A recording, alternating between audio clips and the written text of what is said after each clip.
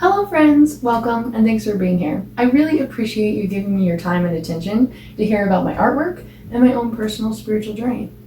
Today I'm going to be talking to you about my newest painting, and it is the last painting, number 7, in my series, The Awakening of the Senses.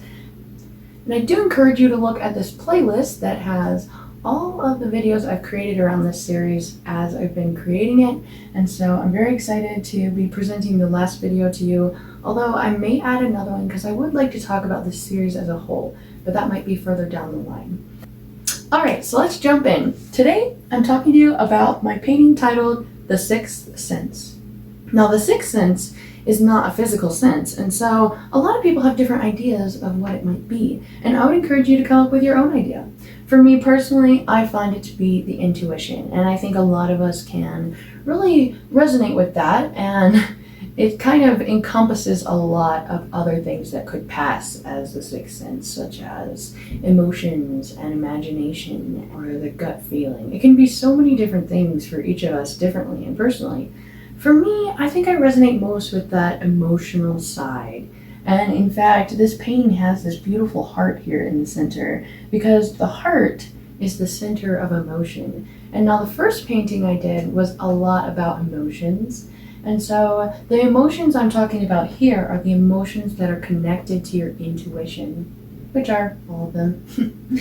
Now, a lot of times we feel into making decisions with our heart. And I would like to encourage throughout this video the connection of the heart and that which is beyond our understanding, maybe even the unnameable one, the all in all. So we have this connection, and that is where we want to bring our decision making from, is that connection to the infinite. And this whole painting is a wonderful image of infinite possibilities, and it really has a lot to do with the universe. We have galaxies and space, and you have so much space for possibility and so many question marks. If you look very closely, these question marks are just to show that the intuition is not something that we actually can understand entirely, as well as it can be anything you want it to be. So my idea of the intuition is just my idea, and I like to put in those question marks because I want to encourage you to come up with your own idea of what the sixth sense is, regardless of whether it's intuition or something entirely different. But I am very thankful that you like to hear my ideas. Anyways, so the heart of intuition is comprised of two things for me personally. One of them is surrender, and the other is the present moment. And both of these are within that emotional circle.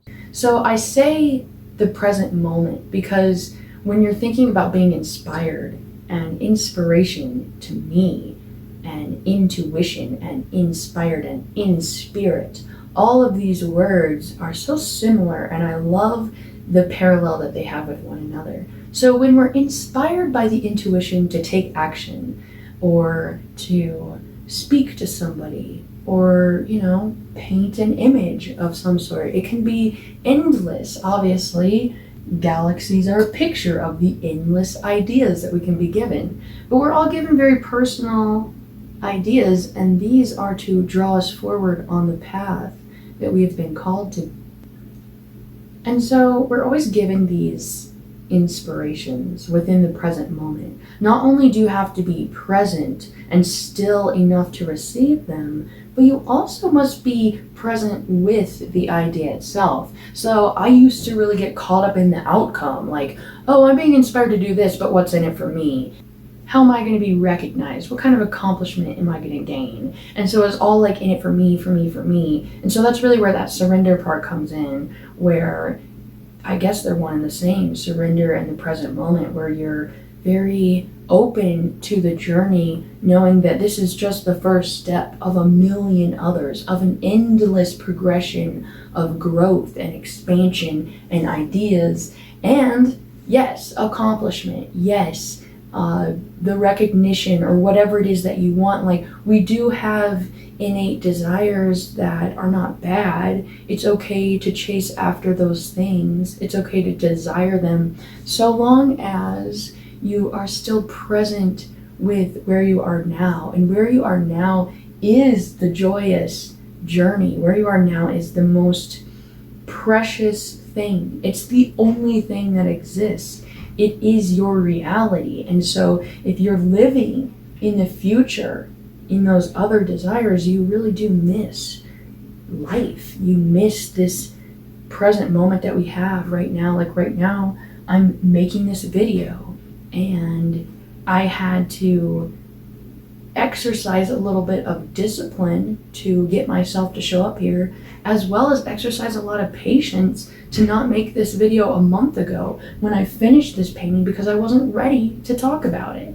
So now that I'm finally here in this moment, this is not just a means to an end. This is not just me trying to get more followers on YouTube and stuff. This is an expression that I want to give to whoever wants to listen of this piece that's deeply fulfilling for myself, and I hope so for the listener as well. And that expression is really what the intuition is. You know, emotions are expressions of our inner world, and intuition is an expression of the unnameable one. And I point to this sun, this eye, because it is a symbol of God. It is a symbol of the crown chakra.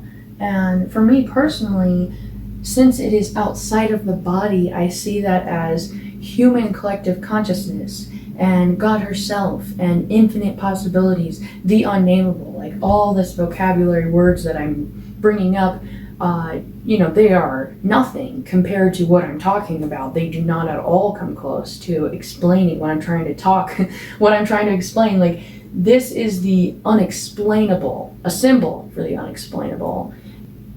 And the unexplainable one is the only one who could explain all things. And so when we have the connection strong, which is a lot about what my last painting was about, having that connection strong, when it is strong, then we are able to understand. We have the knowing and the knowledge, that absence of doubt. True inspiration, true intuition is to have an absence of doubt.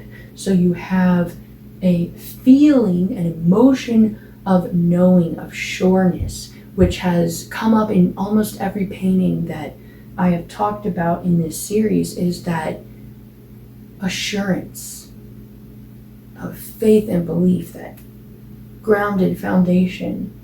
It is a knowing emotion.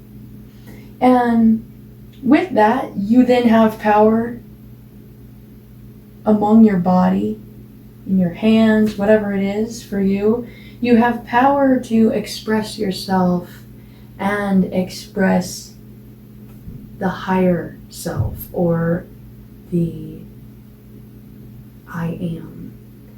Really, intuition for me is an expression, and that's the other piece of surrender that comes in, is that it's an expression of the I am, of the I am that I am, which is an expression of who I truly am. When I'm truly listening to myself, trusting myself, being guided by myself, I show up as who I am. I don't show up as the weak and pathetic, disempowered person that wants to throw fits and just the human side of me. And that's what this border is about. This is the senses border, and it's dissolving. All the other pieces have a very solid, hard line border, and that is kind of to box you in. It is simply just a window. Where this is where everything's becoming one, everything is dissolving, everything that exists is making space, moving away for the higher self, the God self,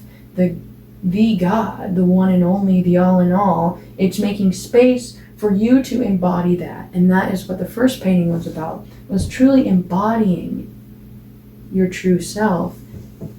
And so when we surrender and allow ourselves to let go of our form, to let go of our beliefs, our limitations, our ideas, So the physical body that's dissolving is only a picture. It's not to say that we are to deny our body and deny our physical senses, but it is to say that when you dissolve away from the old patterns of thinking, which actually is happening on a very physical level inside the brain, but when you're able to allow that to fall away, to open up your mind to new possibilities, to become a new person, to be reborn as Christ said, then that is when you are filled up with the divine, and your intuition becomes more than just the telephone system from God. It becomes more than just the voice of God. It becomes more than your guidance. It becomes who you are. You are the expression of emotions and the expression of divine. We all are. And so there is a point in our life where we are very stuck on our desires. We're very stuck in our own way, and we want the things that we want. And we're not making space for this. And that's okay, because we're only human and we must grow, we must learn. We have to have something to wake us up. Sometimes in my life it did take just this such tight grasping where you're just so stuck on this idea of what you want and that you don't have it right now and that everything's just going wrong, that you're not able to see the big picture. When you're in that place, you're not hearing the guidance and you're not hearing what you should be doing next, and you're not being able to express who you truly are because you're blocking all that by the idea of who you are. But one of the best qualities about the intuition is that when you are tuned in, fear has no hold on you. There is no doubt when you are in a space of knowing. And when you're following the guidance, a lot of it does have to do with obedience, which is a funny word because it can bring up a lot for different people. But I like that word because it is a denial of self and it is a surrender of self. And it is where you are ready to do what has been asked of you. And you're ready to step up to the mark, step up to the calling. And it does require sometimes taking actions that put you outside of your comfort zone and take fear away. It's within the journey that the fear falls away. It's not to say that, oh, you have to wake up one day and be fearless, but it is to say that the more you trust, the less fear you will have. The more you trust in that inner guidance system, the intuition, the heart, the true self, what you experience, what you hear through prayer and meditation. The more you trust that, the more you follow through, the more you obey, then your faith is strengthened by the results you see in your life. You're not doing it for the results, but they happen naturally because you're listening. And there's different journeys, different pathways we can go on. One path is our own way. Another path is the divine way. And maybe they lead the same place. Maybe they do. Maybe they lead to your desires. But one of them was not very enjoyable to go on. And the other one was super enjoyable. Part of listening to your intuition is being able to live from a place of flow, live from a place of harmony and easy, relaxed. Everything's just happening. You go with the flow. And that does require a lot of trust, but it's amazing how much peace comes into your life and calm when you can surrender to that. And I'm not talking about, throwing in the dirt and burying in the grave your deepest desires. Like, we are given desires for a reason, and maybe those desires themselves are the intuition. Like, don't muddle and drown your personal desires. Growing up, I think in the belief system that I grew up in, I think there was a lot of emphasis on denial of self and surrender, and that is good. It's very good, but it also could create some limiting beliefs in that, like, I'm not supposed to want this. I am not supposed to desire this, or whatever, Like with my art practice, I have dreams and desires for where I want to see it go.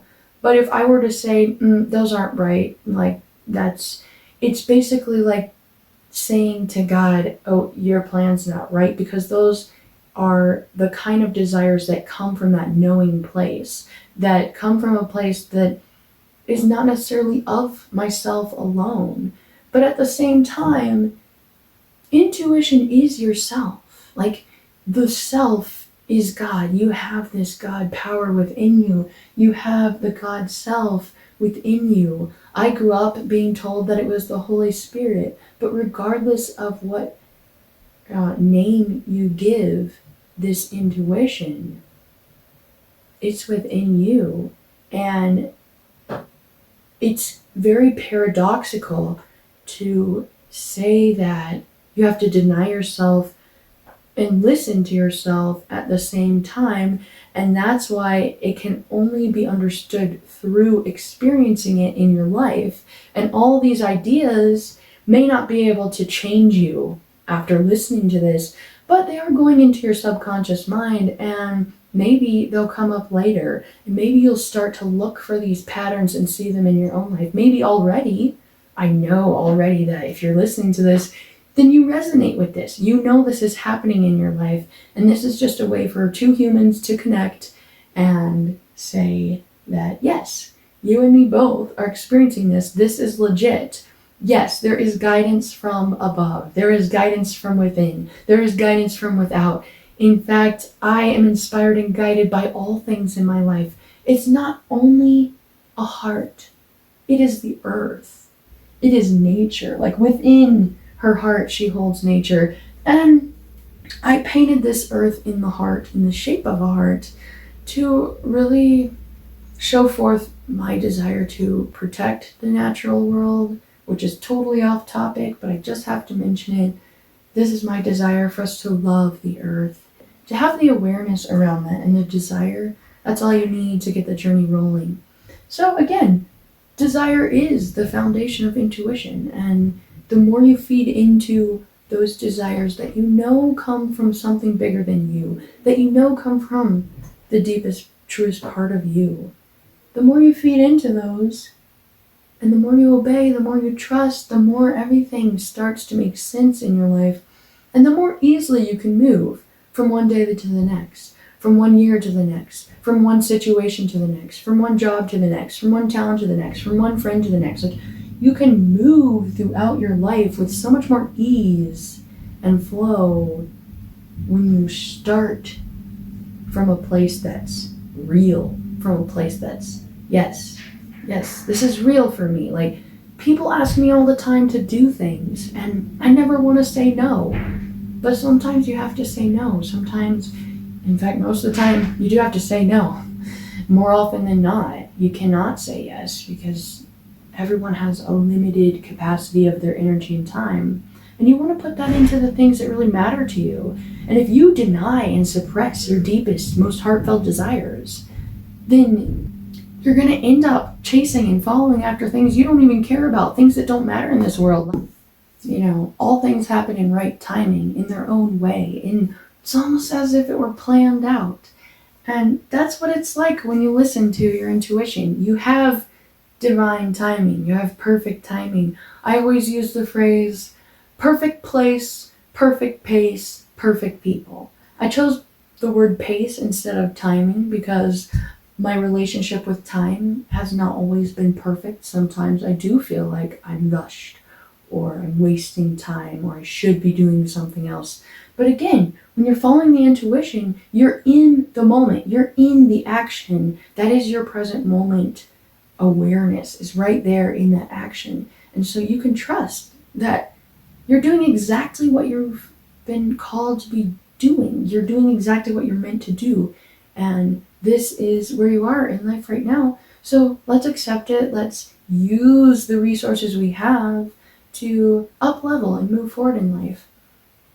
Now, I want to mention one last thing about the intuition, and this is probably the most important for me. So I really want you to pay attention here. Now, what I want to talk about is emotions. Emotions are our true guidance system. And they are very physical. This whole series I've been talking about the physical and spiritual being connected. And so you can feel your emotions throughout your entire body. And they are truly your guidance. Because in the times when I have felt very down and sad, it should have only been an indicator, a red flag, like, hey, this isn't real. I'm sorry you're feeling bad, but you're only feeling bad because that's not the true you. You're grieving. Your inner spirit is grieving. You're causing your inner spirit to grieve because you're believing some lie about yourself, like you're not good enough. When we have negative emotions arise, it is because something is off. They're trying to get our attention. It's saying, oh wait, you just got off the path. You wouldn't feel bad if you were being yourself. Be your true self, and then you have the acceptance of yourself. You have the acceptance of life, the acceptance of others. You're in harmony with all things and all people when you're being your highest self. That self that is beyond your form. That self that is made up of stars. You are infinite. Same thing can be said about positive emotions. That's where those desires come from. That's why they feel so good. Like, follow what feels good. Follow what feels right for you. Do what feels right for you in the moment, task-wise, action-wise, whatever it is, because when you're taking care of yourself first, then you have the ability to pour into the lives of everyone around you. Now, I'm not saying that if you feel like doing something that is very obviously morally wrong, that you should do that just because it makes you feel good. Like, that is not inspired by the kind of power that I'm talking about here. I do believe that there's only one power, and I do believe that wrong actions, bad things, are only catalysts of good, catalysts of the one power, catalysts of the one way. And I put bad and wrong in quotation marks because I don't believe in those things. Like, yes, sometimes human beings do things to hurt people and the planet or animals. And even I have done things that have hurt others. Doesn't make it right or whatever, but everything is happening the way that it should, the way that it's meant to, and we're going to grow and learn from it. And all of these things that are going on around us or that have happened to us have only made us who we are. And so if someone were to argue for their limitations, I would just say, no, that you're meant to have that limitation so that you can rise above it. You were meant to have that really bad thing happen to you so that you could learn from it or so that you could gain more empathy. Like, everybody talks about this stuff. You know it. It's just life and how we are able to embrace all aspects of life, the good and the bad.